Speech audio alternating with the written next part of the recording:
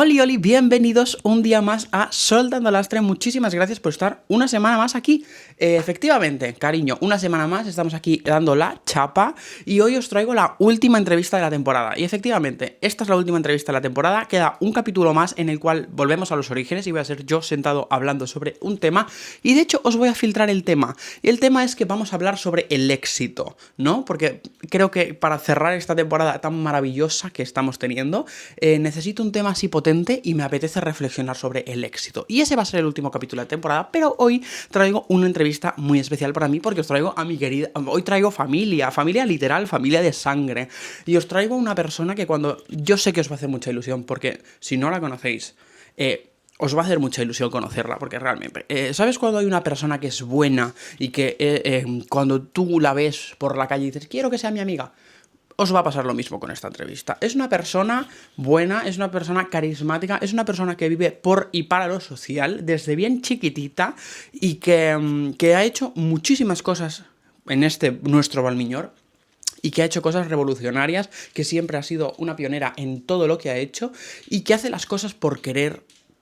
No por buscar nada a cambio, lo hace porque sí, porque le nace, porque lo lleva haciendo toda la vida y porque hay personas que es importante que la gente conozca y por eso es invitada aquí, porque yo necesito que conozcáis a mi querida Muki, porque realmente es una persona innovadora, es una persona que es un ser de luz, que vive por y para lo social, ha nacido para ayudar a la gente. Cualquier persona que lo conozca sabe que lo que estoy diciendo es 100% exagerado y que realmente es así. Es una persona buena, es una persona que se involucra en absolutamente todo, que no tiene límites, que no le aterra nada y que arrasa por donde pasa porque está dispuesta a luchar por lo que cree y por lo que siente hasta el final. Y por eso, en el día de hoy, yo tenía que entrevistar a mi querida Muki. Os dejo la entrevista entera a continuación. Espero que la disfrutéis tanto como yo, porque compartir es vivir y me vais a dar las gracias cuando conozcáis a esta personita. Muchísimas gracias por verme. Nos vemos en 15 días reflexionando sobre el éxito. Estamos oficialmente en el aire.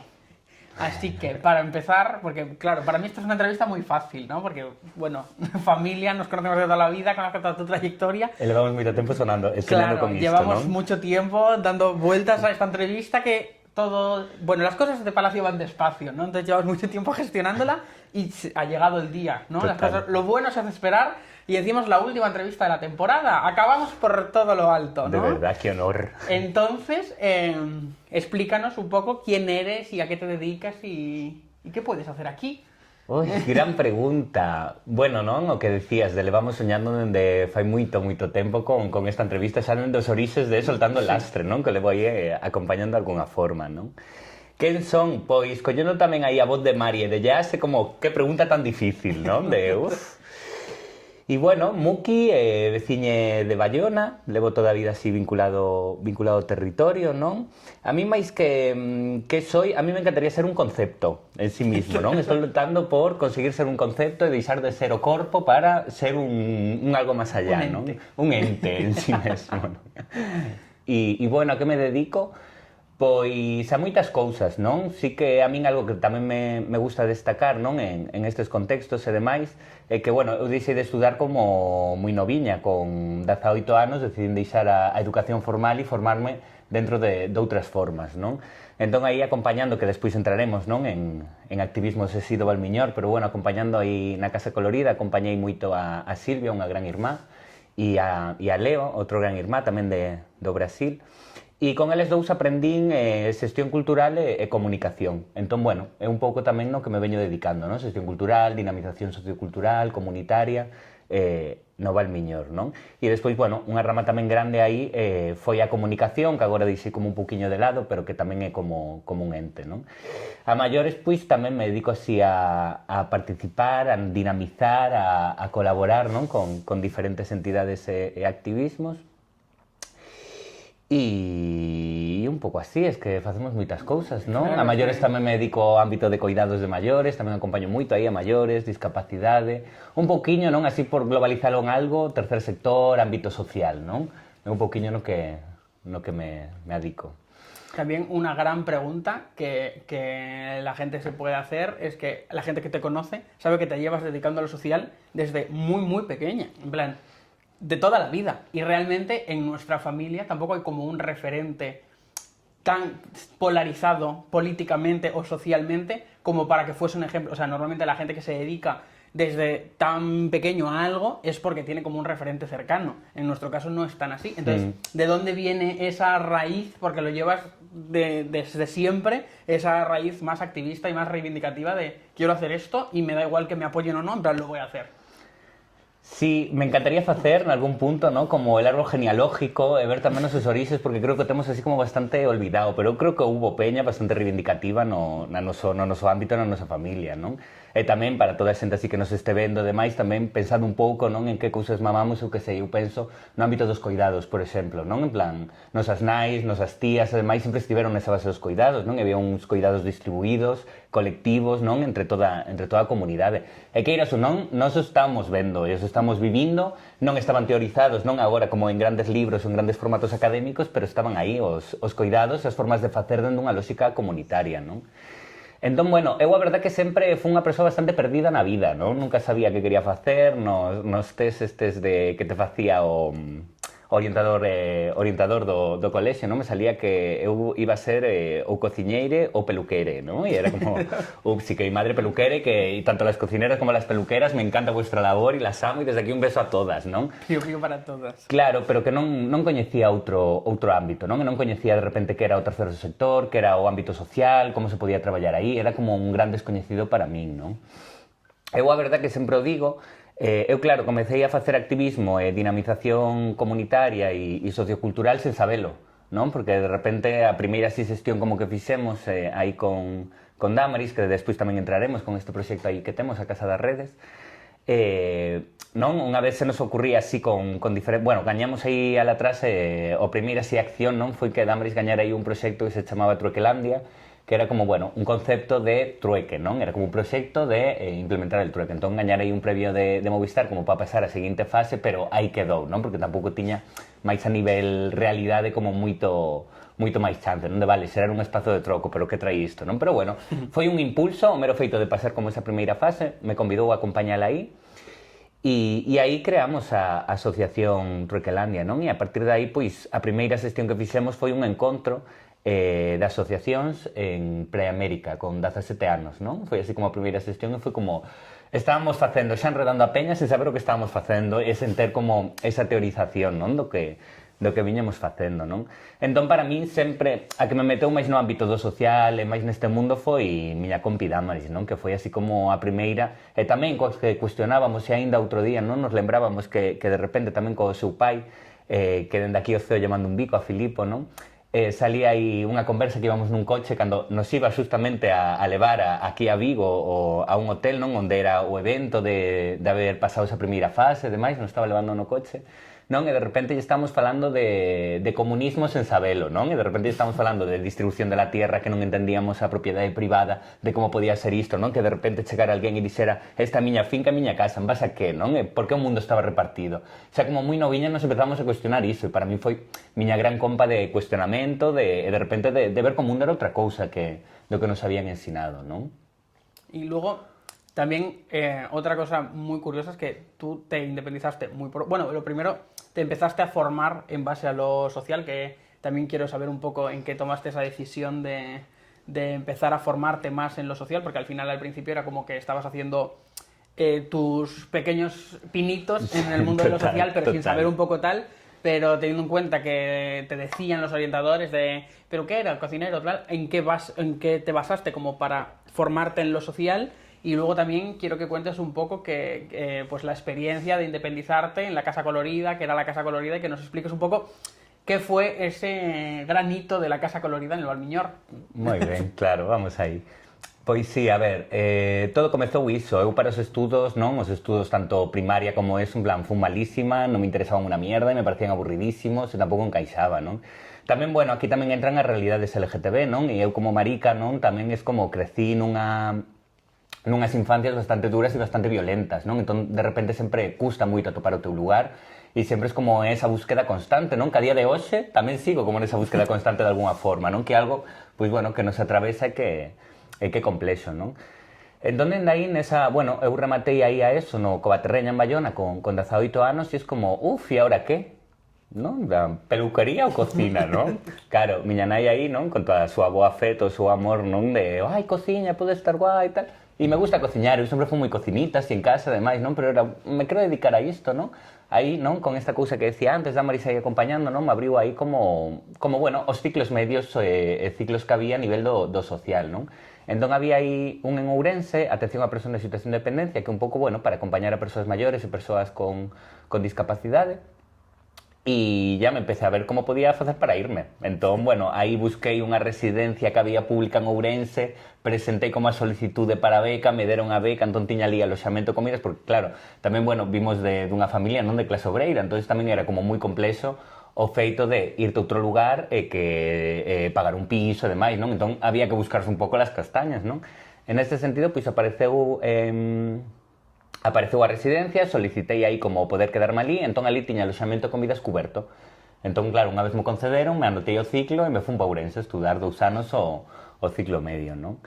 Ali en Ourense, bueno, había diferentes espazos tamén sociais, acompañei aí un pouco, bueno, o ámbito máis social e me metín un pouco de cheo, non? Sabendo que eran tamén os ciclos de animación sociocultural, de integración social, bueno, todo ente, non? Tamén en Ourense se estuda traballo e educación social, entón, bueno, se abrían como 1000 posibilidades, non?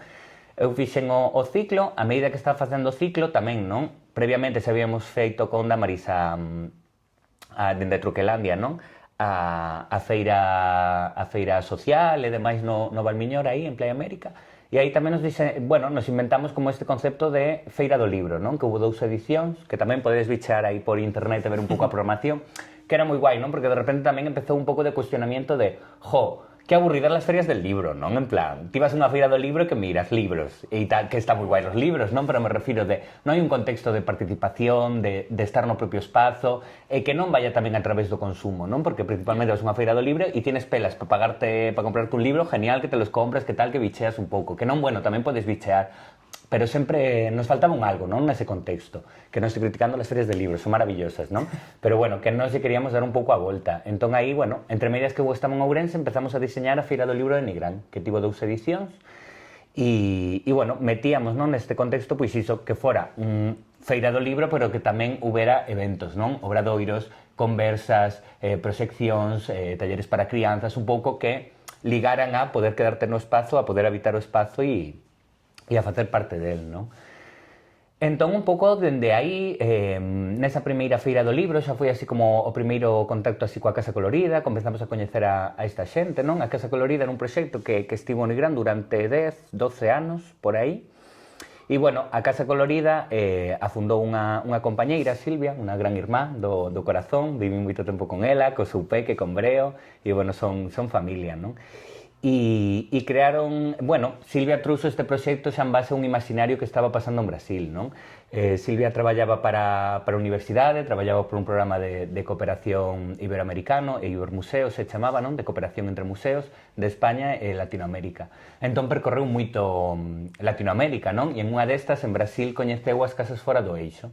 Que estas casas, principalmente, o que traían era espazos colectivos, onde a xente puidera vivir no propio espazo e liberarse un pouco das cargas do capitalismo, non? É dicir, se de repente vivimos 12 nunha casa, a luz vai ser máis barata, no caso de que haya que pagar alugueiro vai ser moito máis barato, as comidas van ser moito máis baratas, non? E despois tamén a nivel tempos, de non é o mesmo que estemos cociñando cada unha na nosa casa, nos nosos pisos para nós mesmas, que de repente seamos 12 e que un día cociñe unha para as 12, outro día outra para as 12. En limpezas un pouco igual, non? Que ao final era unha economía colaborativa en todos os sentidos, tanto a nivel tempo como a nivel económico, non? E un poquinho o que buscaban estes espazos era a liberar activistas de esa carga do capitalismo e da individualidade que nos trae para poder dedicarnos máis tempo ao activismo, non? Entón, bueno, así a modo resume, non? Pero recomendo, porque senón disto nos dá como para 3 podcasts entero, claro, nos dá para a seguinte temporada inteira, non? Pero un pouco, bueno, que se interese tamén este tema, hai un libro moi chulo, Los Novos Bárbaros, a aventura política de fora do eixo, que fala de todo este proceso, non? Porque, bueno, principalmente eles o que se creaba, non? Que tamén un pouco dai se extrapolou esa idea a montar en Nigrán, era crear un ecosistema de vida diferente o que plantexaba o capitalismo, non? Entón se traballaba moitos ámbitos, se traballaba educación, se traballaba economía, se traballaba comunicación, se traballaba coidados, se traballaba agroecoloxía, non? Se traballaba como todo o ente que pode rodear o ser humano, pero dende lóxicas máis alternativas, non? Entón, bueno, dende aí foi como o primeiro contacto coa Casa Colorida, nesa primeira parte eles colaboraron máis no ámbito da comunicación, e nada, foi así como a primeira achega, non? A elas. Eu despois rematei o ciclo de atención a persoas en situación de dependencia e, bueno, el sistema educativo me hizo un favor, non? En certa forma, porque de repente había daquelas, non sei que lei educativa era, pero ti para acceder a ciclo medio, a ciclo superior, tiñas que facer un examen de acceso. Eu fixen ese examen porque quería seguir no social, quería facer integración social, non? E de aí, nada, de repente me presentei o examen e, ups, saquei un 4,7 e me quedei fora, non? Entón, de repente foi... Vale, verán, que fago, tal... Bueno, en Bayona a maioría de nós, ao final, o primeiro curro que tes é na hostelería, non? Entón, eu estive moitos veráns currando na hostelería e ese verán tamén estive na hostelería. Despois de rematar no bar que estaba, nos fomos ao Marrucho, que era un bar aí subindo para Virse da Rocha, que seguro que moitos o coñecedes, non? Era un referente cultural, o levaba, así na última temporada máis, que se denomizaba máis culturalmente, o levaba Gabri, o cantante daqui da Ría. E había como unha programación moi chula, diversa, colaborativa e moi guai, non? Dinamizaban como desde unha taberna e unha tasca perdida aí en Bayona de forma cultural como moi chula e traían propostas moi interesantes, non? Pois ali fomos nunha destas e me atopei a xente da Colorida, entón había aí como un grupiño de 5 ou 6 e aí me convidaron de, bueno, que vas facer este ano, non? E falando aí un pouco, foi como, bueno, pois nada, me presentei, non saí, que tal, e por que non te vienes a probar a Colorida a vivir con nós e probar como este modelo, non?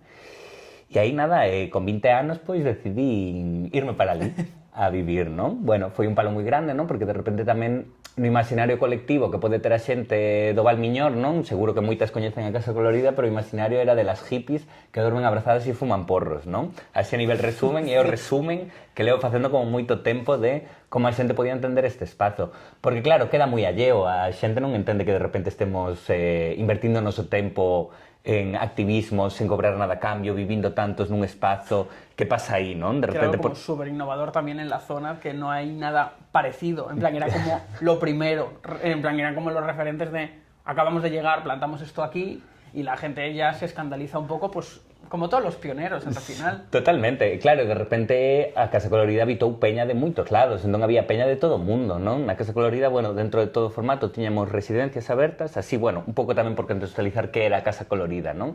Era o que podemos entender como centro social, un espacio comunitario, non? Onde a parte de abaixo estaba aberta a cidadanía, bueno, a veciñanza, non? Mais ben, que quixera vir a traer propostas, non? De, pois, quero facer un taller de non sei que, unha charla de non sei cuánto, un cine de non sei cuánto, e se facemos un comedor para dos recursos que saquemos apoiar tal causa, non? Era como un espazo que estaba en permanente construcción entre toda a veciñanza que viñera, non? A maiores tiñamos no propio espazo, non? Se articulaban 4 frentes de acción, Universidade Libre, Comunicación, Economía e Redes, non? En Universidade Libre entraba todo isto, non? De, bueno, romper este coñecemento de universidade. El aprendizaje se pode facer de outra forma e en Galicia ben o sabemos, el aprendizaje toda a vida fue acompañando a quien sabía, non? Entón, queres estudar carpintería? Vai xunto ao carpinteiro. Queres ser mariscadora? As mariscadoras están aí, acompañan, non? E eran desta lógica de, o coñecemento non só entra na institución e entra na universidade ou entra no ciclo medio. O coñecemento está vivo no propio territorio, non? Entón era un pouco coñecelo dende aí e aprender dende aí, non? E en esta cosa, Universidade Libre, nós tamén valorábamos moito toda a xente que viña de fora, non? Entón, nós si que abríamos o espazo, bueno, moito seguro que coñecedes aí, a Casa Colorida queda debaixo do Concello de Nigrán, é el sitio emblemático de los pajaritos fuera, non? Que ten os paxadas. Sí, que ten os paxaritos aí pintados, non? E dentro deste proceso de universidade tiñamos residencias abertas, entón viña moita xente de fora, non? Tiñamos 4 residencias, por así decirlo, artísticas e culturales, que quería decir que calquer persoa que se dedicara a cultura ou a arte podría vir ao espazo, pero a condición de vir a vivir con nós unha temporada era que a obra de arte ou a obra cultural que desenvolvera tivera repercusión no Valmiñor, de alguna forma ou outra, non? Despois activistas, que calquera activista tamén que quixera vir a vivir con nós e dedicarse máis ao plano activista, pois que tamén puidera de alguna forma liberarse, non? De, como dicía antes, destas cargas de pagarse un piso solo, facer a comida solo, pagar a luz solo, non? De todo este contexto máis que nos atravesa no día a día a un pouco sentirse máis liberado para poder traballar máis nese activismo. E despois as Wofer, que Wofer tiñamos unha finca detrás do concello detrás do Freud de Nigrán, que queda aí en Playa América. Pois detrás xusto tiñamos unha finca que agora hai 2 chalés, non? Pero no seu día había 2 fincas maravillosas que nos habían cedido os propietarios e ali tiñamos unha horta. Entonces a plataforma Wofer, que sigue activa a día de hoxe, tamén para quen lle interese, conecta un pouco a xente que quere traballar en granxas ecolóxicas ou en ámbito máis de naturaleza, de permacultura, con espazos que teñen un espazo onde traballar a permacultura, unha granxa, non? Onde se traballa en ecolóxico e demais, non? Entón, claro, neste sentido das residencias, non, e da Universidade Libre, viña tanta xente todo o rato, non? Cada tanto viña outro, e de todo o mundo, non? Entón enriquecía tanto o espazo e aprendíamos tanto no espazo, non? Que eu, tamén me empecé, non, a definir máis no ámbito LGTB e a coñecer máis este mundo na Colorida. Para mí a Colorida tamén foi como esa apertura de que el mundo é outra cosa de lo que nos enseñaron en Bayona, en nuestro look e en nuestro espazo, non? Hai como, toda unha realidade que de repente, pois non daba, non? E a Colorida, pois, a mostraba en todo este sentido, se mostraba a través das persoas e a través dos propios proxectos, non? E ya me perdí de lo que me preguntaste, porque empiezo aquí a darle al pico, pero sí, un pouco así. Eu cheguei moi noviña a Casa Colorida, tamén neste sentido, a mí me gustou moito e me sentí moi afortunada, porque toda a xente que estaba na Casa Colorida, non? O mellor se pensa que era, non? A peña toda que estaba, todas eran Silvia, que era xestora cultural, había traballado para a Universidade, para Carlos III, para Complutense, Santi, que era ingeniero agrónomo e tiña a súa empresa, Quique, que era profe de gimnasia, non?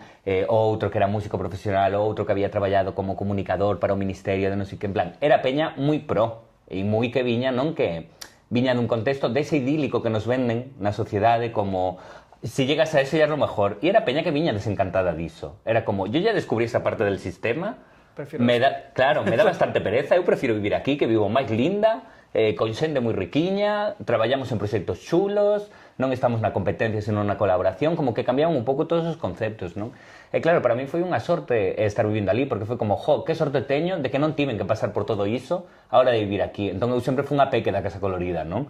Todo o mundo se tiña 30 e pico, 40 anos, viñan desencantadas de haber traballado para a institución ou haber traballado para la X mega multinacional ou para tal. Entón, para mí foi como un lujo, non? De repente acabar ali e foi como, ai, gracias, porque non tiven que pasar iso.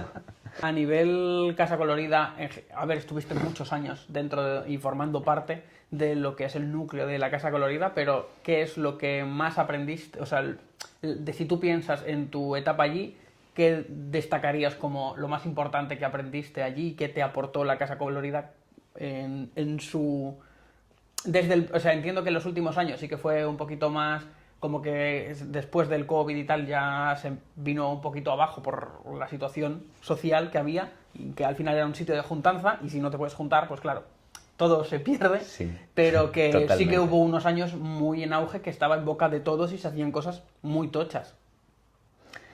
Sí, para min unha o que aprendín dali é como que el traballo distribuído mellor, non? Se traballamos todas baixo un mesmo fin, como que traballamos menos e chegamos máis lonxe, non?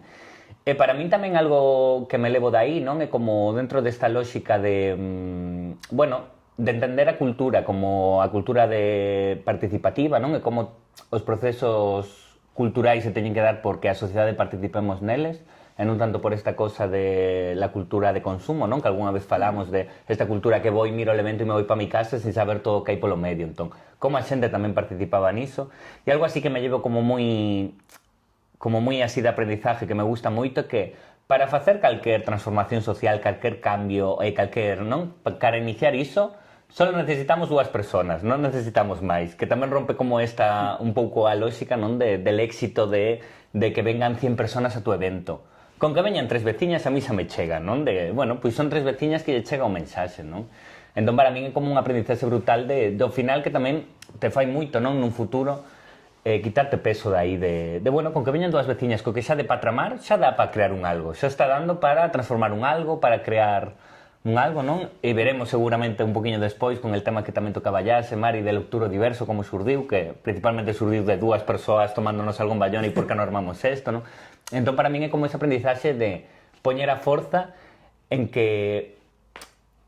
non caernos en que precisamos moita xente para facer algo, que con que teñas unha parceira, unha amiga, un alguén que podas liar para facer un algo, xa está comezándose algo, non? Me parece como muy curiosa, es porque al principio, claro, hasta que llegas al mensaje de no hace falta que participe mucha gente para hacer algo, o sea, al principio entiendo que cuando tú haces un evento o un acto social o algo así, el primer pensamiento que tienes es ojalá venga mucha gente.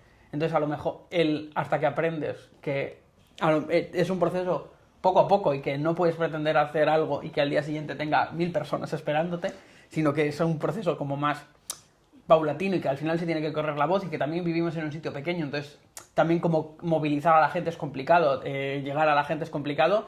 También quería preguntarte cómo crees, porque yo sí considero que a día de hoy la participación social está un poco escasa. O sea, creo que las nuevas generaciones no están tan movilizadas como igual se podía movilizar antes y que hay como una especie... O sea, creo que es una pasotismo político, pero que se está pasando también un poco a lo social y hay actos que son súper interesantes y no se ven como tan apoyados y viniendo de la Casa Colorida, que fue un movimiento que partió de la nada y consiguió esa movilización social empezando por 3 o 4 vecinas, pero que al final los actos que se hacían movían mucha gente y se consiguió que la gente se posicionara y apoyase todos los proyectos.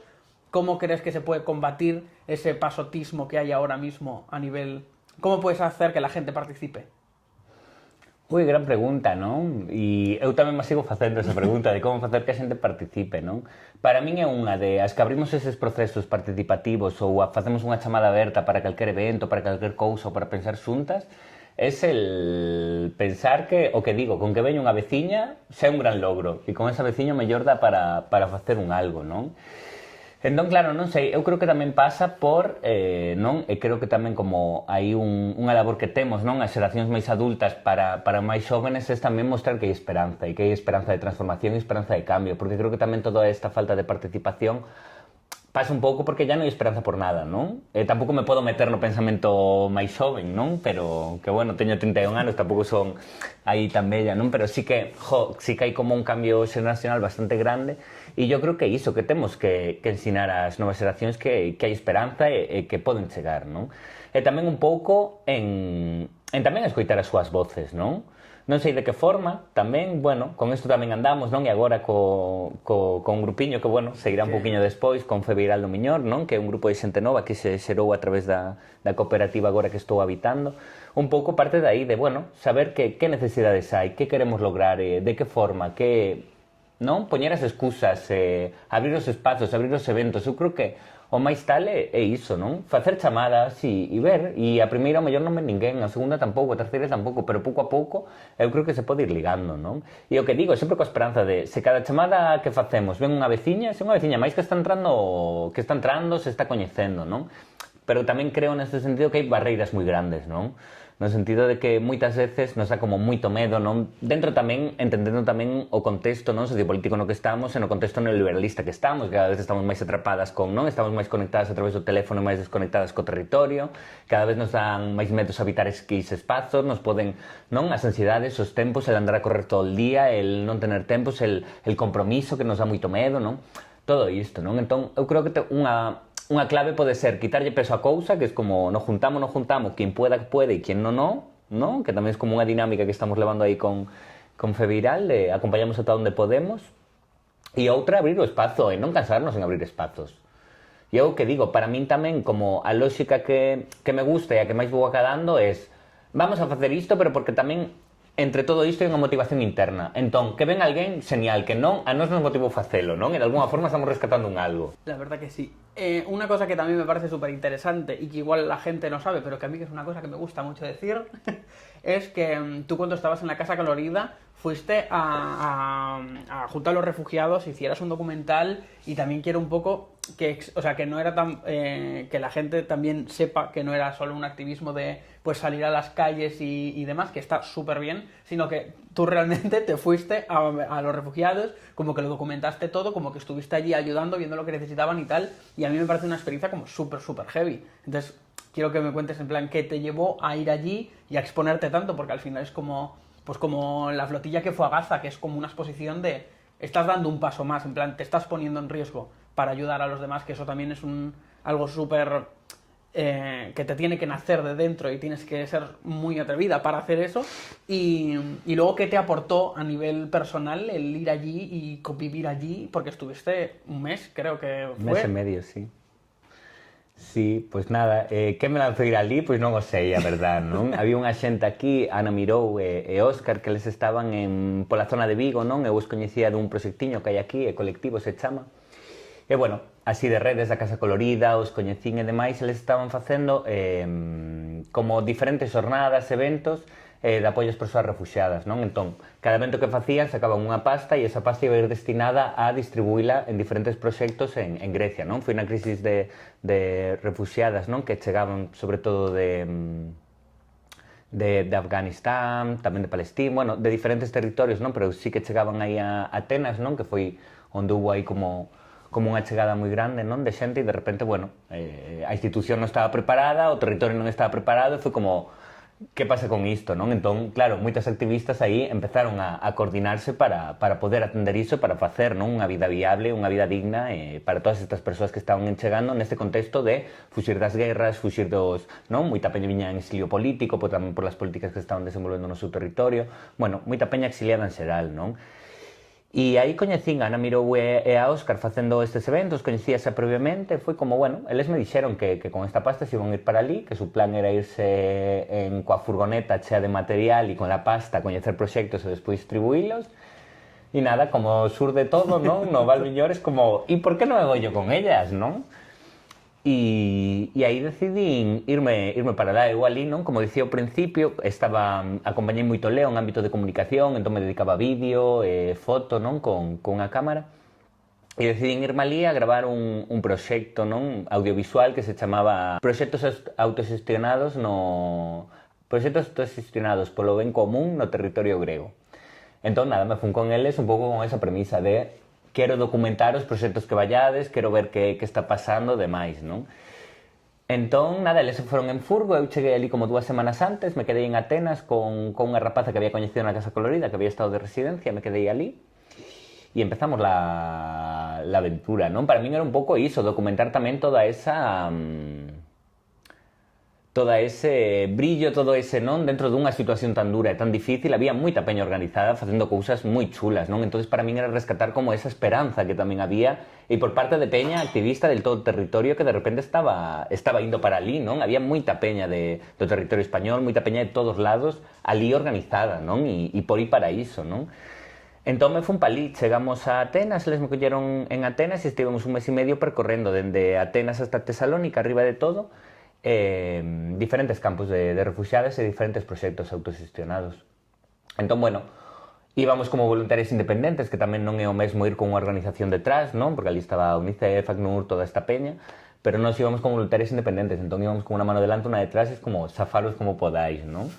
Pero coñecemos moita xente linda, proxectos super chulos e inspiradores, non? O que sei, coñecemos aí el City Plaza, que era un hotel no centro de Atenas, que era un hotel como para unha capacidade de 300 e pico personas, que de repente era un hotel que estaba abandonado. De repente diferentes activistas, sobre todo españolas, se meteron nese hotel, o ocuparon, e de repente, pois, de un hotel que estaba vacío, foi un hotel que serviu de vida, non? E de hábitat para 300 persoas refuxiadas, non?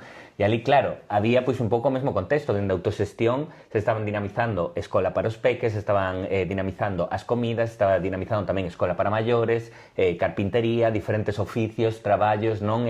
Formacións, ao redor iso da propia autoxestión das propias persoas, non? Coñecemos tamén moitos proxectos de alimentación, non? No que, bueno, levaban alimentación a diferentes campos, non? Porque tamén é un pouco iso, estas grandes organizacións, para min tamén foi un pouco de, non? De todas estas UNICEF, ACNUR e demás, dende que lóxicas están? De unhas lóxicas moi paternalistas, dende unhas lóxicas moi asistencialistas, non? De unhas lóxicas máis de peña. El Salvador e El Salvador. Totalmente, non? Entón era como, que pereza, non? Pero claro, nos caímos en proxectos super chulos, non? La Mobile Kitchen, que era aí de julio, que un señor super colgado, non? Que tamén estivo na Colorida, porque a través de ir a visitalos ali fixemos diferentes eventos, diferentes como festivais de apoio ás persoas refugiadas, onde tamén buscábamos, facíamos un evento con a programación ali na Casa Colorida, e a través dos cartos que se sacaran do comedor popular, da venda de cervezas, de non sei que, de non sei canto, das doacións tamén propias da veciñanza, se os levaban diferentes proxectos de ali, non?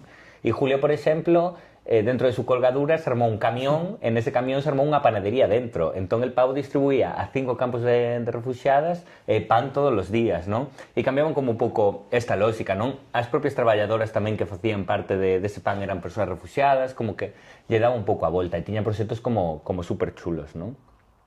E ali iso, estivemos como un mes e medio, eu estiven como acompañando ese proceso de que eles coñeceran proxectos diferentes ali no territorio. E nada, despois cando chegamos a Tesalónica, eles sí que o viaxe durou máis, durou 2 meses e pico, porque unha vez chegaron a Tesalónica, ali fixeron a valoración de, bueno, coñecemos 15 proxectos, destes 15 proxectos, a pasta que temos, non sei canta pasta era, pero como a distribuímos, non? Segundo a necesidade, fixeron ese análise e demais, deron a volta para baixo e empezaron a repartir las pelas. Y nada, que me levou a ir ali era un pouco pois el apoio mutuo, el cuidado e el bueno, que nos pode pasar calqueira e bueno, aquí en España somos unas privilegiadas e en Europa máis e que bueno, estas realidades pois aínda nos quedan un pouco alleas, non? E digo un pouco porque en calquer momento tamén nos poden acontecer, non? Pero era un pouco isto de pois esta xente está necesitando un algo e hai que mostrar tamén todas as realidades que hai, non, dentro deste drama, non? Como tamén, unha vez máis, para min era como abrir a esperanza, non? Que tocaba antes da esperanza na Peña Xoven. Pois era un pouco tamén de mostrar a través deste documental o poder mostrar iso, procesos de esperanza. Había xente moi organizada e xente altruista totalmente, que estaban ali poñendo das súas pelas, palmando pasta e traballando 24/7, non? E con realidades moi duras, non?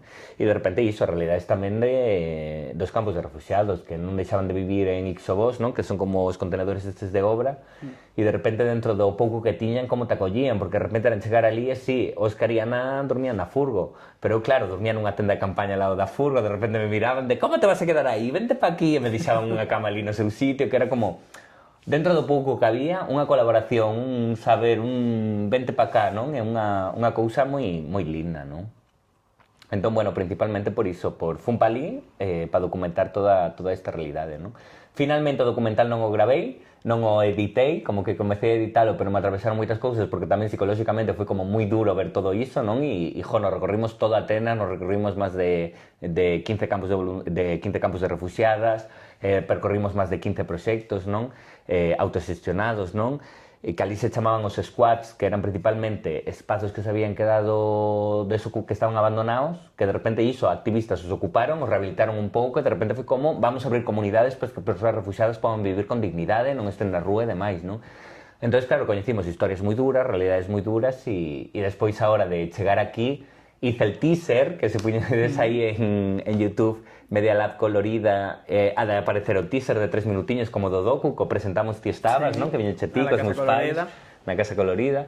Pero despois o que foi a edición máis tocha do docu, nunca cheguei a facer. Sigo o documental aí, tamén me cuestiono, non? Se foi sentido editalo 12 anos despois, xa non sei canto foi. Pero bueno, aí quedou, sí que iso. Despois a nivel de editalo como que me atravesaron moitas cousas e non daba... Bueno, quedou aí. Bueno, quedó ahí. Teniendo en cuenta que, bueno, tienes una larga carrera en lo social y que todo empezó así poco a poco, pero que poco a poco pues te has ido formando, has ido a campamentos, has estado en 3.500 sitios, llega el momento de crear tu propia cooperativa con Damaris, que a Casa das Redes, que llevamos nombrando en varias entrevistas, y era como, ya lo diré. Claro, claro, habiendo un capítulo única y exclusivamente contigo, una de las fundadoras, pues no podía hablarlo en otra entrevista. Entonces, cuéntanos un poco qué es a Casa das Redes, de dónde surge, cómo nace y en qué consiste. Vale, pois sí, un poquinho a Casa das Redes surde de esta necesidade de autoempregarnos e de poder vivir no Valmiñor dunha forma chula, non? Tamén hace un pouco de que, vendo que dentro do activismo, non? Bueno, como dicías, non? Temos experiencia na dinamización sociocultural, o vimos facendo sempre desde os activismos, sempre dende esa base, non? pero ven un pouco de, vamos a profesionalizarnos nisto e vamos a poder traballar disto, poder vivir disto, en plan, guai el activismo, pero es que non nos dá de comer e chega a fin de mes e ver quen paga el piso, quen paga comida, luz e agua, non? Entón é un pouco por xurde, non, principalmente de xerar unha estructura que dé viabilidade, non, de vida ás nosas vidas no Valmiñor, non? E tamén entendendo o Valmiñor como este ente de que de repente en plan só traballa por e para o turismo e só vive do turismo, non, principalmente. Entón, como, joder, nosotras queremos vivir aquí, queremos estar aquí e non queremos seguir esta lógica, non? Que moita xente na nosa idade pois está indo a currar a Vigo, se está indo a currar a Porriño, a grandes empresas, se está indo a currar tal, o canta peña tamén está exiliada fora, non? En outras cidades ou en outros países, non? Entón, para nós, este proxecto xurde de querer seguir vivindo no Valmiñor, querer seguir traballando no Valmiñor e que de repente seguir facendo o que nos mola, que dinamizar, que facilitar a participación, crear proxectos culturais e, bueno, la chicha un poquinho de que se mueva máis a nivel veciñanza e estar xuntas, non? Entón xurde un pouco de aí, non?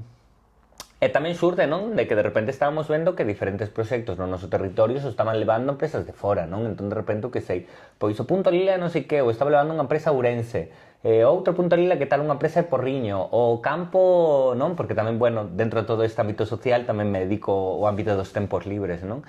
E de repente el campamento de tal, que se estaba levando a empresa de Madrid, que es como... Pero fai sentido que de repente veñan empresas de fora ao noso territorio cando non coñecen nin a realidade, non coñecen nin a veciñanza a desenvolver este proxecto? Pois a nós tamén foi como unha cousa que nos motivaba de, pois queremos traballar aquí, hai posibilidades de aquí e non pode ser que empresas de fora veñan con a súa realidade que non é a propia do Valmiñor e a propia de Bayona ou de Nigrán e de Gondomar a desenvolver un proxecto que vai pecar de non atravesar esa localidade, non? E esa realidade, non? Entón tamén xurde un pouco dai. A que nos dedicamos? Pois a moita cousa, non? Eu sempre digo, nos facemos que pasen cousas, non? Principalmente, porque nos dedicamos a moitos ámbitos, non? Tempos libres, educación non formal, igualdade, diversidade LGTB, tema de maiores e discapacidade, dinamización comunitaria, xestión cultural, participación, non? Damaris tamén é socióloga, entón tamén se tocan moitos palos dende aí, sexualidade, non? Que Damaris tamén aí, que xunto, non? Que aí me liga moito coa entrevista anterior de Mari, non? As dúas son sexólogas, entón, pois, tamén se está aí Damaris en ese ámbito, non? E tamén con futuras colaboraciones con Amaturi, que las queremos un montón, desde aquí un beso, amigas. Pío, pío para vosotras. Digo. E dende aí, non? Principalmente iso, facemos que pasen cousas, entón tamén moitas veces, non? No ámbito da participación, pois vemos tamén que subvencións hai, que convocatoria pode haber, de repente vemos un pouco, bueno, que necesidade pode haber no territorio, como podemos enfocar en na creación dun proxecto a ver se sale, de repente salen cousas, de repente non, non? Tamén en todo este proceso, pois, estamos recibindo máis no que sis, pero bueno, así es que recibimos con moita alegría e con moita vontade de desenvolvelo, non? E tamén desta lógica de facernos cargo de que somos profesionais, que levamos moito tempo, que somos totalmente válidas para isto, non? Que de repente tamén como pode moito, non? Ese síndrome de la impostora de podremos, non podremos, sabremos, non sabremos, non? Pero bueno, nosa loita é esa, principalmente habitar o Valmiñor e desenvolver proxectos chulos no Valmiñor e que tamén a través de estar no Valmiñor que tamén sea un modo sustentable para as nosas vidas poder estar aí, non? Que también me parece súper importante y algo que está detrás de A Casa de las Redes es que al final o sea, cuando las grandes empresas o las propias instituciones que al final ven las cosas un poco desde fuera, no ven lo que atraviesa realmente a la gente y como que las cosas que se hacen son un poco por hacer el check de pues vamos a hacer esto o vamos a traer tal. Es como, creo que desde A Casa de las Redes y desde una cooperativa se puede como ver un poco más en horizontal de qué está buscando la gente, qué hace falta, cómo podemos conseguirlo. Y desde el pueblo para el pueblo, que era un poco algo que hablábamos con Jazz, es mucho más fácil desde abajo ver qué quiere la gente y vamos a unirnos nosotros, no hace falta que... O sea, obviamente si te viene una institución y tú apoya, cariño, estamos abiertas y se facilitan mucho las cosas. Total. Pero que en caso de que no tengamos ese apoyo institucional, se pueden hacer cosas juntando gente, básicamente, y creando... ¿Qué hace falta? Esto, pues vamos a ver cómo lo podemos hacer. Que también es uno de los proyectos que sale de A Casa de las Redes, que se está empezando a circular e invitamos a seguir en Instagram, porque va arrancando poco a poco, que es Febeiraldo Miñor. Cuéntanos un poquito en qué trata esto. Y yo haré mi aportación porque formamos parte del grupo. Claro, é que tú formas parte del, non? Entón tamén creo que aí podes dar moita luz, non? Claro, principalmente é isto, non? Por unha banda, que eu tamén creo que estes colectivos, estas cooperativas, non? Que vamos urdindo, sea Casa das Redes, sea Maturi, sea quen sea, non? Somos institucións en si mesmas, non? Porque tamén como que estoy bastante cansada de vernos como el concello de turno y la cooperativa, el colectivo, la asociación. Es como, non, vamos a par e cada unha traballa pola transformación social dende o seu lugar, non? Entón creo que tamén esta diferencia de porque tengas a pasta e que ponerse aquí arriba, non, temos que vernos entre iguais e temos que xerar unha relación entre iguais e ninguén lle está facendo un favor a ninguén, non? Vamos da man en pro da poboación, en pro da veciñanza, en pro do cambio, de que todo o mundo estemos lindas, bonitas e resoltas, non? En certa forma. Febiral do Miñor pois surde tamén de unha idea de olla de proxecto que se nos dá a nós, pero que de repente, a nós sí que nos atravesaba esta cousa de que cando comezamos tanto de Marisa e eu con esta feira social que fixemos no Valmiñor, de que se xuntaran asociacións, colectivos, que fixeran esta mostra, foi como, non tiñamos ni idea de nada disto, non? Entón, como, bueno, Erasmus Plus, non? A raíz do Corpo de Solidaridade Europeo lanzan como convocatorias, non? Que favorece moito iso, pois xerar proxectos de participación juvenil, non? Entón, bueno, vimos como esta necesidade de, cando nos comezamos non había como esta base educacional ou que alguén te acompañara, non? Porque en certa forma, bueno, nós tivemos a sorte que tanto Gabri como Tania, non? Do colectivo Berra, que foi un colectivo que estivo fai moito tempo, que facían dinamización a través das músicas, a través duns festivais e demais, pois tamén foron un pouco como nosos referentes a seguir, non? Pero claro, nós tamén cando presentamos isto vimos a necesidade que de repente de que haya tamén como un colectivo, un referente, non? En este caso unha cooperativa que poda acompañar a xente xoven a crear un proxecto cultural, a que comprendan cal é a cultura do territorio, como se articula, non? E de que forma está. Entón, bueno, nos inventamos un proxectiño aí, que era crear comunidade da cultura, e dende aí, pois, fixemos o que mellor se nos dá, que facer chamadas abertas. Entón, crear comunidade da cultura, chamada aberta a xente xoven do Valmiñor de 18 a 30, non?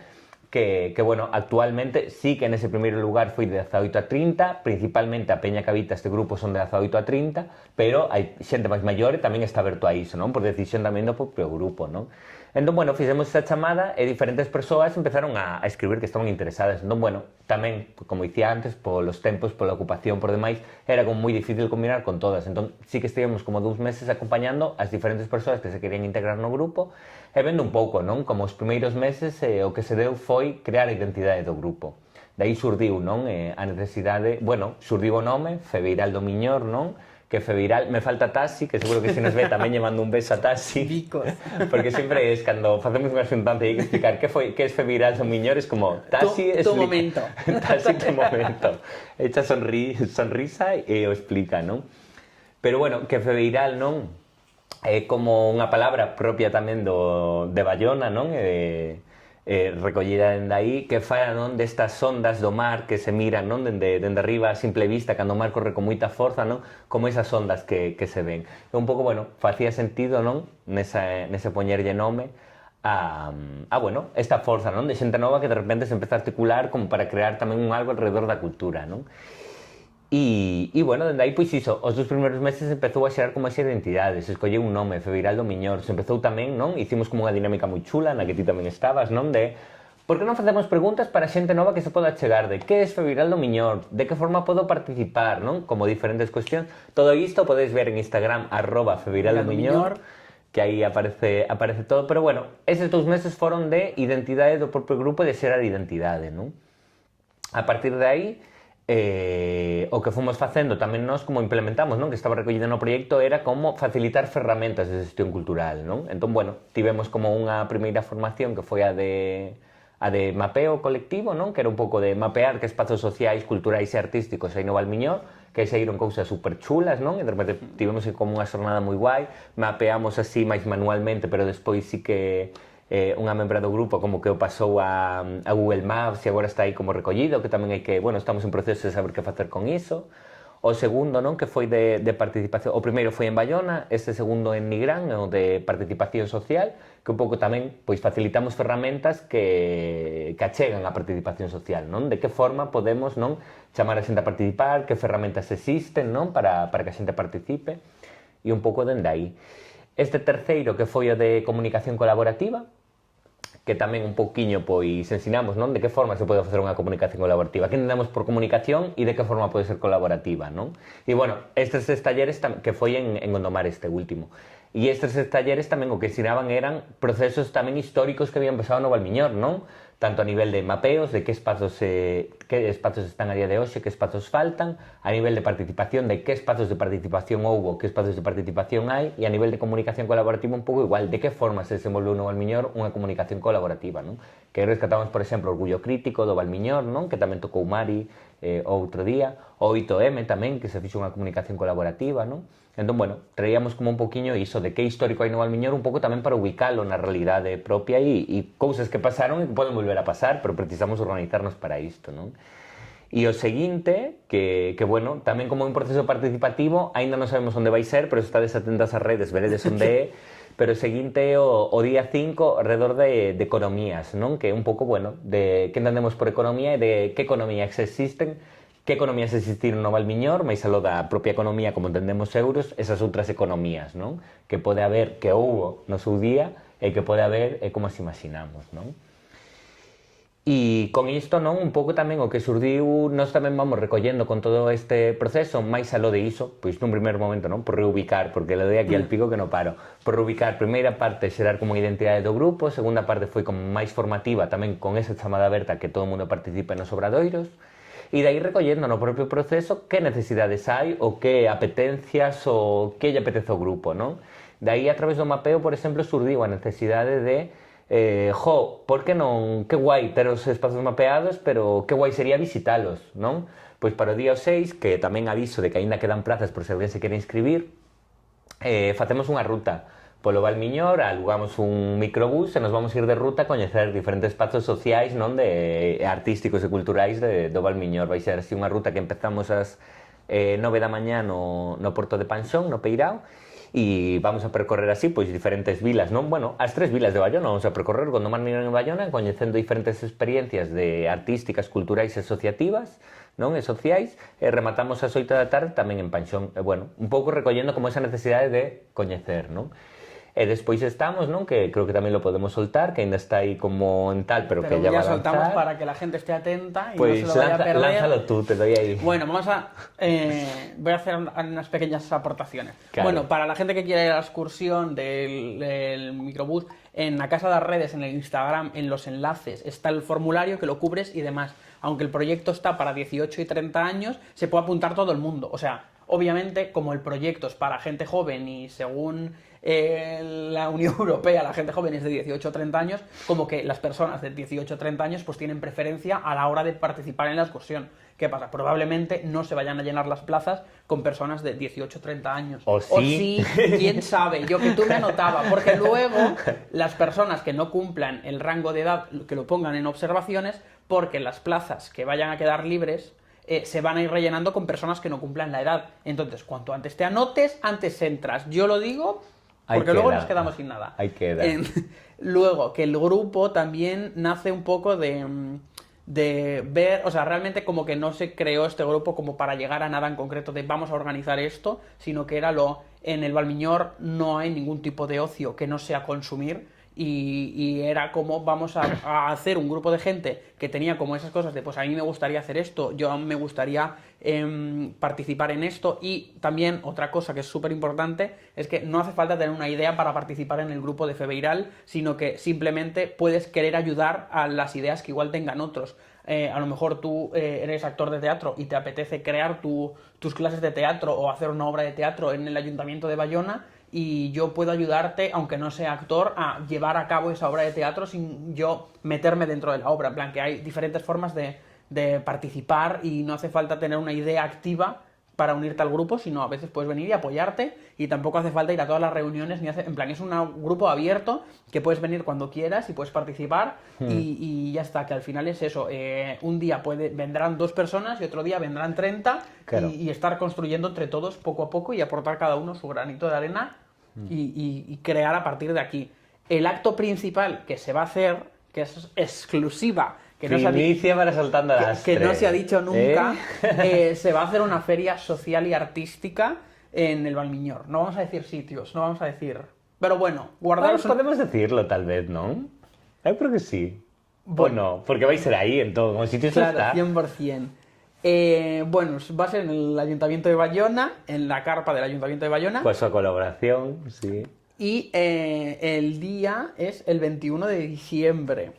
Tenéis que estar atentos a las redes, por eso os invitamos a que nos sigas en Feviraldo Miñor, porque ahí anunciaremos como la cartelera de todo lo que va a haber, porque es como algo revolucionario, que estamos intentando hacer muchas cosas y a lo mejor nos pilla el toro, pero nosotros siempre tiramos a lo Algo alto. vais a ir, Claro, de una nosotros forma u outra. siempre tiramos a lo alto y queremos como abordar muchas cosas y queremos pues también sorprender y hacer cosas guays y demás.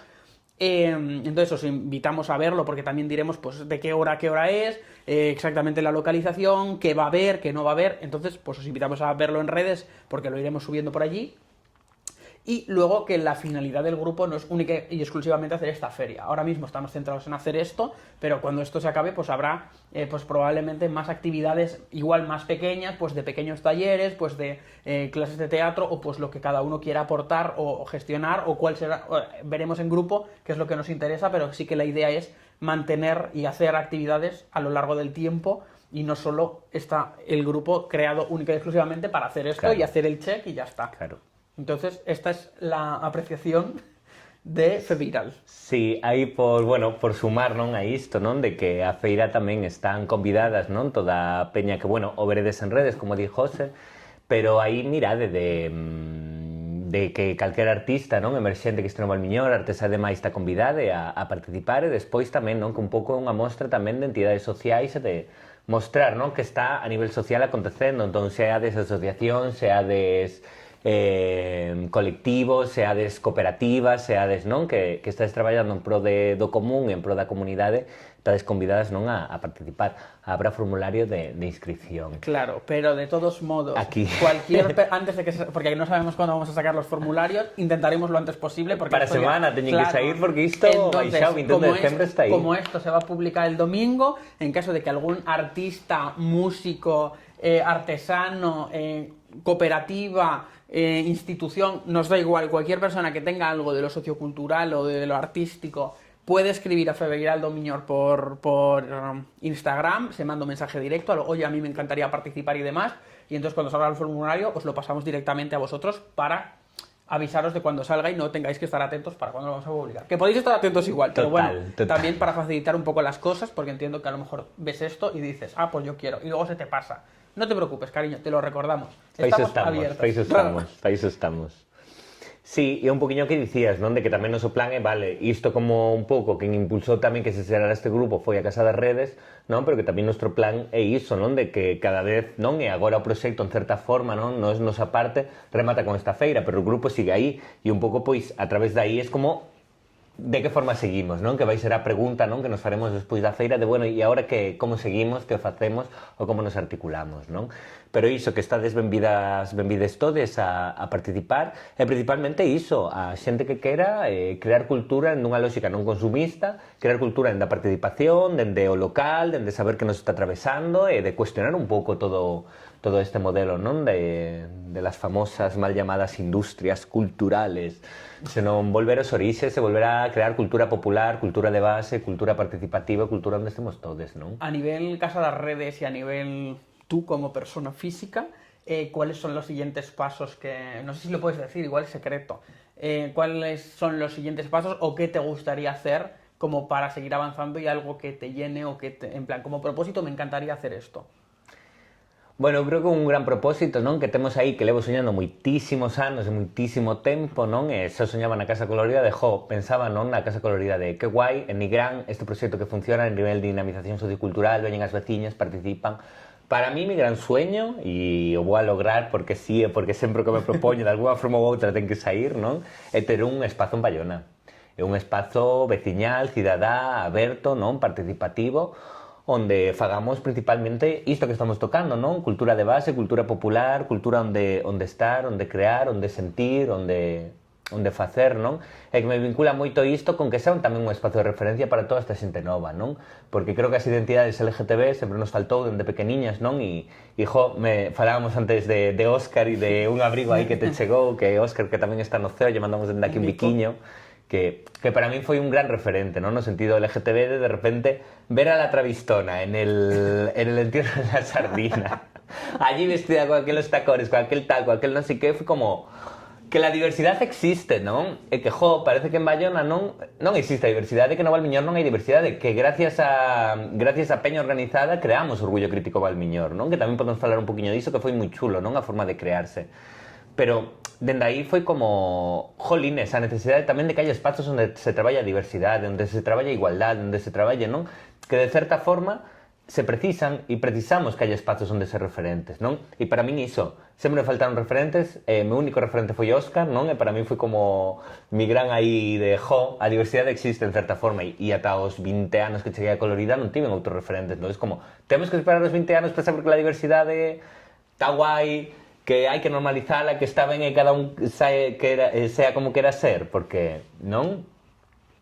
Para mí o gran problema tamén sempre foi que crecer nunha lógica de que eu pensei que o que era estaba mal, non? E, eso é unha violencia que tocaba antes, é unha violencia moi grande, entón eu creo que para mí non a principal pretensión de ter un espazo é iso, de que chega moita máis xente e que ese tamén un espazo de referencia para a diversidade, onde podamos estar, onde podamos ser, onde nos podamos cuestionar, un espazo aberto, lindo, participativo. Entón, iso é un gran logro, non? Sí que estamos con moitos proxectos, non? Tanto Damaris como eu non paramos de soñar, non paramos de presentar cousas, levamos moito no e moito disgusto, pero tamén algún sí. Entón, pois, vamos aí facendo cousiñas, non? Principalmente, é que claro, non sei se fai sentido desvelalo, entón creo que non. Si surge algo, tamén podes seguir aí a casa das redes e vos vades enterando, non? Pero van surgindo cousiñas e van pasando cousiñas e sempre en pro da comunidade, en pro do territorio e de facer rede, de conectar e demais. Entón, bueno, para mí, mi gran sueño a nivel propio, a nivel colectivo, non é ter un espazo en Bayona, poder dinamizar socioculturalmente Bayona e dende esta lógica máis diversa, participativa, cultural, comunitaria e si, dende aí, non? Bueno, pues ya para acabar, porque tampoco sé cuánto tiempo minamos porque no veo, pero... Seguro que máis unha hora, porque ya estamos aquí dando pico.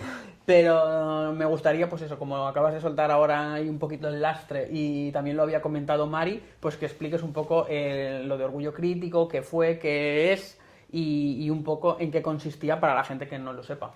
Sí, aparte creo que va en progreso dos capítulos, non? Porque ya os tocou Outubro Diverso, Mari tocou Orgullo Crítico e eu te vou a contar un pouco todo, non? De como xurde, non? E como non, bueno, tanto Jazz como Mari como Peitana, que hoy no había salido aún aquí, claro, nuestra querida Peitana, porque claro, en este podcast han pasado todas en fila, porque nos rodeamos de personas con mucho talento, ¿no? Y muchas cosas que contar, y entonces pues poquito a poco... Y maravillosas. Bueno, que tamén me fai moita ilusión por esa parte de estar aquí, porque as 4 facemos o Comité de Mamarrachas Creativas de Bayona, que tú tamén estás ya dentro, por así decirlo, xa somos 5, non? Pero bueno, que nesta cousa que me fai tamén moita ilusión facer parte, porque es como cierro aí el círculo del Comité de Mamarrachas Creativas, non? E tamén me fai gracia por esta cousa, porque ya tocou o Outubro Diverso, Mari Orgullo Crítico, non? Orgullo Crítico surdiu do Outubro Diverso, principalmente, que como dicía antes, Outubro Diverso como surdiu, pues Mari y yo tomándonos una caña, e de repente foi como, tía, e se facemos eventos LGTB no Concello de Bayona, vemos que onda, tal, podemos llevarlle aí a Concelleira de Igualdade, un proxecto, tal. Estaba ya de Concelleira de Igualdade. E claro, que levamos o proxecto e foi maravilloso, porque todo foi facilidade, non? E todo foi como, que proposta máis guai, que tal. Entón diseñamos aí unha programación de todo outubro, non? Tamén un pouco por esta cousa de descentralizar a cultura e descentralizar os eventos do verán, non? Porque en verán tienes la programación cultural de Nigrán, de Bayona e de Gondomar, que non sabes que facer, es como, me puedo dividir porque non dá, non? E de repente no inverno non hai nada, entón tamén era un pouco de vamos a dinamizar o outono, o inverno, esa outra estacionalidade, non?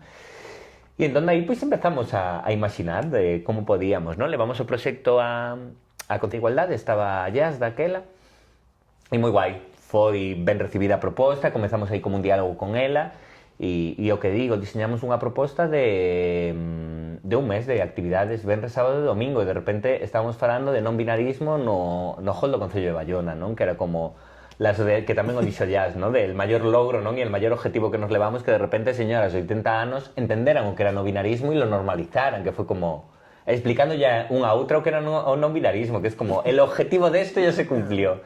Check. Claro, e de repente chegaron moitas vecinas e moita xente que lle interesaba o tema, non? E lle interesaba a diversidade, entón, dai surdiu, non?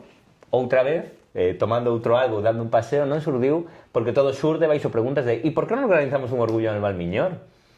E de aí fixemos unha chamada aberta con ese nome, de por que non organizamos un orgullo no Valmiñor? Chamada aberta, e fixemos unha chamada aberta en Bayona, unha en Nigrán e unha en Gondomar.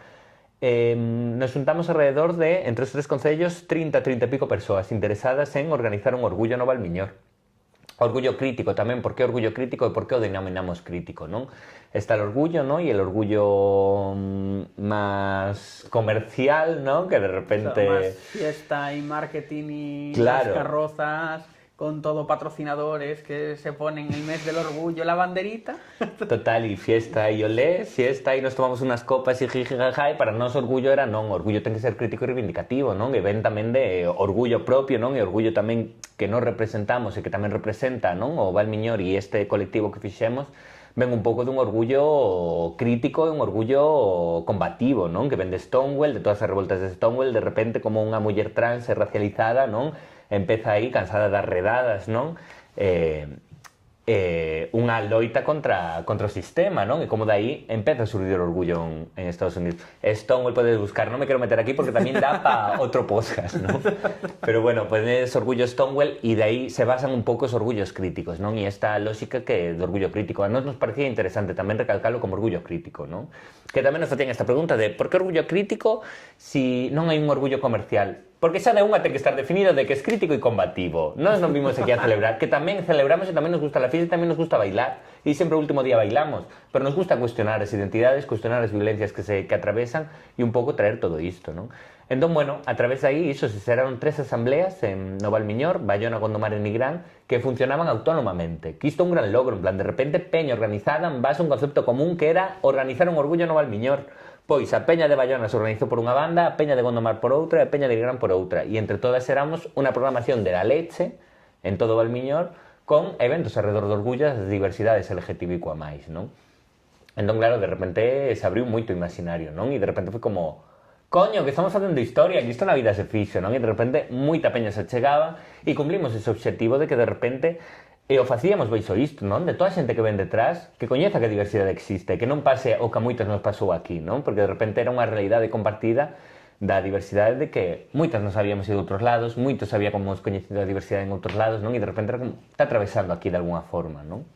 Entón foi unha experiencia moi enriquecedora. A día de hoxe seguimos aí de forma organizada, que tamén toda a xente interesada en facer parte pode escribir tamén o Instagram de Orgullo Crítico Valmiñor, ou o Facebook tamén no caso e demais, e tamén pode conectar aí co grupo e facer parte do que vaya rodando, non?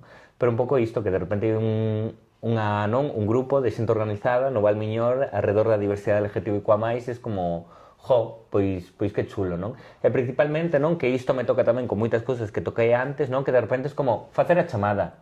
Que ven xente maravilloso, que ven dúas veciñas, pois de repente Mari e eu, de dúas veciñas, non? Xunto con, despois con Jazz, que se fixo veciña e amiga, organizamos o Outubro Diverso. De repente lanzamos unha chamada as tres, así de forma tal, e nos juntamos 30 persoas para organizar un orgullo, que despois de forma activa non éramos os 30, éramos menos, non? Un pouco isto, xente que participa máis un menos. Pero un pouco dende esa de, pois vamos a facer, e se o mellor orgullo son 2 eventos, Orgullo Valmiñor son 2 eventos, de repente fixemos unha programación de 30 eventos en todo Valmiñor. Maravilloso tamén, non? Pero con esa pretensión de con algo que fagamos xa se está facendo algo que non se estaba facendo antes, non? E creo que tamén ten que ser a pretensión que teñamos agora de transformar os nosos territorios, non? Dende ese lugar de, por pequeno que sea, algo se está facendo e algo estamos levando. Totalmente. Y aparte creo que, sobre todo, o sea, sí que es cierto que el orgullo cada vez está como teniendo como más auge y quizás se está quitando, o sea, sí que es cierto que el orgullo gira todo mucho en torno a la celebración, que también no me parece mal, o sea, me parece mal que las marcas se apropien de la fiesta, porque es como, no estás entendiendo nada de por qué se está haciendo esto, o sea, hay una parte de celebración y de que son 10 días realmente en los que la gente realmente sale a las calles con el fin de, durante todo el año a lo mejor no me muestro como soy y sé que aquí no me van a juzgar, porque por ejemplo yo esto lo viví mucho en plan, este año fue mi primera vez en el Orgullo de Madrid y tú ves a la gente por las calles que tú veías, en plan ibas por Gran Vía y todos eran pertenecientes al colectivo, que era esto es inviable, en plan tú pasas por aquí y esto está lleno de turistas y de...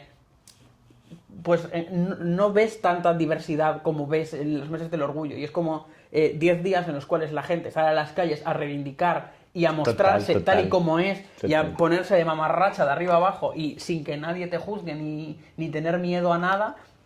Pero porque aparte de celebrarlo, también está esa parte reivindicativa de mostrar ante las presiones sociales y políticas que se están en auge ahora mismo. Nosotros estamos enfrente y si vais en contra de nosotros, nos vais a encontrar de frente. Creo que en grandes ciudades, o incluso lo hablábamos con Petra en Vigo, hay unos movimientos muy localizados y que en Vigo es como el ayuntamiento no nos apoya, pues lo gestionamos nosotros, en plan, fin, pero que igual en sitios más pequeños como en Bayona o tal, sí que falta esa visibilidad y sí que falta como ese soporte y que alguien empiece como a girarlo, y entonces que se haya creado esto de cero y que ahora mismo las nuevas generaciones o personas que a lo mejor no se atrevían ahora tengan unos referentes a los cuales yo sé que me puedo unir aquí, voy a ser bien aceptado, voy a poder formar parte de esto, o en caso de que me sienta mal puedo hablar con alguien que va a sentir lo mismo que yo, pues también es algo súper importante para un espacio pequeño como es Bayona al final, o Valmiñor en general. Malmiñón en general, non? Porque era algo que non estaba rodando, non? E que daqui tamén mamamos moito desta experiencia de nos mesmas en Vigo, non? E de ese orgullo autogestionado de que nos mesmas en Vigo sempre o din. Empezamos 4 bolleras en la Puerta del Sol a facer un orgullo, non? E de repente, e dende esa lógica tamén que se quedaban autogestionando porque o Concello lle quitou as axudas e todo este rollo, non? Pero que ao final iso, orgullo non é unha moda, é unha realidade, e que tamén orgullo sirva para reivindicar por que non todos os días, non? Como decías, durante 10 días en Madrid podemos ir sendo unhas mamarrachas que tal, por que non nos cuestionamos, por que non podemos ser los 365 días del año, salir con nuestros vestidos, con nuestra mamarracheo e con nuestra alegría a rúa sin que a ninguén lle moleste, e a quen lle moleste pois ten un problema, a él non o temos nós, non? Pero creo que o orgullo ten que reivindicar dende aí e ten que cuestionar dende aí, non? Destas dinámicas de opresión e destas dinámicas de non poder ser e como podemos transformalas tamén, non? E xa non tanto por nós que ao fin e ao cabo vimos de vuelta e media e tamén temos nuestro núcleo e nuestra red bonita que nos apoia e que nos cagamos en todo e que nos dá igual, senón polas que veñen e polas que veñen que podan crecer en liberdade e que todas as crianzas que veñen sean dentro do todo o espectro da diversidade LGTBIQA+, o que queiran ser, que podan ser libremente e que non se sintan cuestionadas ni violentadas, non? Que foi o que a moitas nos pasou durante toda a vida, non? Totalmente. Y lo vamos a dejar aquí. No sé si tú quieres hablar de algo más o quieres decir algo más antes de cerrar. Sí, dos cousas que quería decir antes de pechar, non? Que, claro, decíamos, non? Ao principio foi a entrevista que menos preparamos las dos, Claro, se me fa un guión, pero non me dio la olla. La confianza da asco. Total. Que quieras saber algo máis, nos vemos polos bares ou polas rúas, non? Pero sí que quería dúas cousas, non? Unha primeira de Pedro, por favor, regula o alquiler, que isto se está indo de nai, e máis alo Pedro, veciñas, veciños e veciñas de Bayona, que tendes pisos alugados en verán, liberades os pisos do turisteo e alugadeos a xente que nos queremos quedar no Valmiñor, que é unha pena, queremos vivir no propio territorio e se nos está facendo moi difícil, é que non ides gañar máis, gañades máis en cartos, pero menos en comunidade e en facer proxectos bonitos no Valmiñor, e que o Valmiñor xa outra cousa que non sea el turismo guiri que nos está atravesando, non? Claro, y esto ya también reivindicamos y lanzamos un poquito la gente que esté viendo este capítulo, que vaya a ver al de Jazz, porque también podemos saber, gracias a nuestra querida Jazz, que la competencia de la vivienda, por mucho que Pedro Sánchez no lo esté gestionando, hay otras competencias que pertenecen a los ayuntamientos, que pertenecen a la Xunta, y que si tú estás en contra de que se especule con la vivienda y con que la gente se tenga que ir de sus pueblos y de las ciudades y de todos los sitios porque no se puede vivir, porque el precio de la vivienda es inviable en todos los sitios, si tú estás en contra y Pedro no lo hace, desde tu puesto de trabajo, desde los ayuntamientos, desde la Xunta y desde demás, se puede gestionar. Entonces non hai excusa para nadie, de los de arriba como de los de abajo. E despois a por as propias veciñas, ¿no? Porque tamén nos vamos como aspectos moi grandes e quen alquila el piso en verano porque le apetece la vecina que tenemos de turno, entón, que vos queremos moito veciñas, pero queremos vivir no propio territorio, queremos vivir en Bayona, entón, porfi, facedenos caso e alugade os pisos da xente nova, ¿no? Primer mensaje. E segundo, e ya para acabar, e ya non me rollo máis, que non deixemos de falar de Palestina, que parece que agora con Trump, Estados Unidos e toda esta mierda, que Palestina ya está libre e non, Palestina sigue ocupada, Palestina sigue vivendo un xenocidio, e non deixemos falar disto, e non deixemos de esquecelo, non? E ya. Totalmente, ya te has quedado a gusto. Y desde aquí un beso a la flotilla, que diga lo que diga Ayuso, es algo totalmente necesario y ha sido un beso a Ada Colau desde aquí, que la queremos un montón. E que siguen indo flotillas, non? Que claro. Unha foi a Ada Colau, non? La Sumut flotilla, pero que siguen indo máis flotillas e a día de hoxe se sigue intentando romper ese bloqueo, entón. que son realidades que Desde están aquí atravesando. le mandamos un beso a las flotillas. Total. Porque son muy valientes haciendo Sí, esto. sí, totalmente. Entonces, a ti muchísimas gracias por venir y por A ti. aportar tu granito de A ti arena por a convidarme. este mi proyecto que está creciendo y estamos muy contentos de que vaya para adelante. Todo el mundo que quiera saber más de ti o de acaso las redes, pues le dejamos por aquí el @ para que os sigan, porque esto solo acaba de empezar y en los principios nunca un principio fue fácil, entonces ahora hay un poquito de pegas y nos y tal, pero llegarán muchos sí, si esto solo acaba de empezar y seguirá rodando el proyecto. Y lo mismo con Febeiral, que les animamos a todos a seguir también a Febeiral para que se entere de las actualizaciones. Esperamos veros a todos en la feria del 21 de diciembre en el Ayuntamiento de Bayona. Y muchísimas gracias por vernos. Esto es todo en el podcast de hoy. Gracias. Adiós.